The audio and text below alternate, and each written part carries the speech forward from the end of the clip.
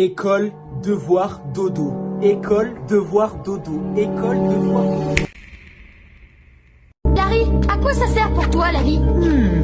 À travailler, c'est important de se rendre utile. Regardez-moi, je suis très bien organisé. Je me lève, je me douche, je pars travailler, je travaille, je rentre, je vais me coucher. Je me lève, je me douche, je pars travailler, je travaille, je rentre, je vais me coucher. Je me lève, je me douche, je pars 6 heures d'école par jour, c'est trop. À la fin, les enfants sont fatigués et ont du mal à se concentrer. Jusque-là, les petits Français avaient les journées d'école les plus chargées. Imagine, les Norvégiens, eux, ont 3 heures de classe par jour. L'école, je ne la supportais plus. Si on les mettait dans une grande pièce, assis à des bureaux, tous dans le même sens. Ça a pas l'air hyper fun. Ils ont pas le droit de bouger, ils ont pas le droit de se lever, ils ont pas le droit de se parler. Ah, pas du tout. Non, le professeur leur dit des trucs et ils doivent écouter et écrire ce que le professeur leur dit. Mais pourquoi le professeur il leur donnerait pas directement le truc écrit? Ça marcherait pas, non. Je vais devenir fou. Je vais devenir fou.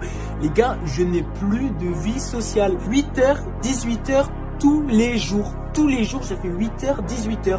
Et quand je suis pas à l'école, je suis à l'école à la maison parce que je fais mes devoirs. Les gars, je vous jure, notre système, il est nul. Je ne pouvais plus rester à l'école.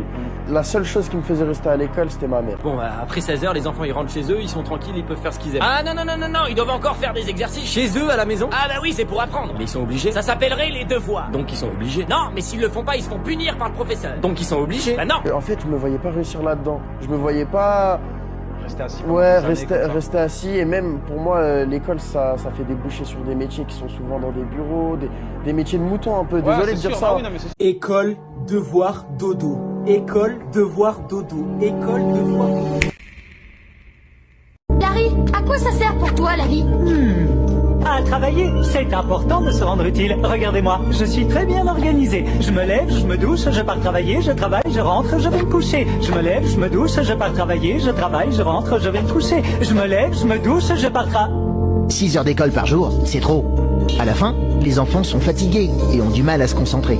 Jusque-là, les petits Français avaient les journées d'école les plus chargées. Imagine, les Norvégiens, eux, ont 3 heures de classe par jour. L'école, je ne la supportais plus. Si on les mettait dans une grande pièce, assis à des bureaux, tous dans le même sens. Ça a pas l'air hyper fun.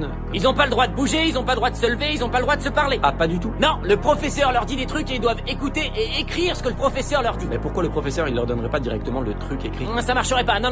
Je vais devenir fou. Je vais devenir fou. Les gars, je n'ai plus de vie sociale. 8h, 18h, tous les jours. Tous les jours, je fais 8h, 18h.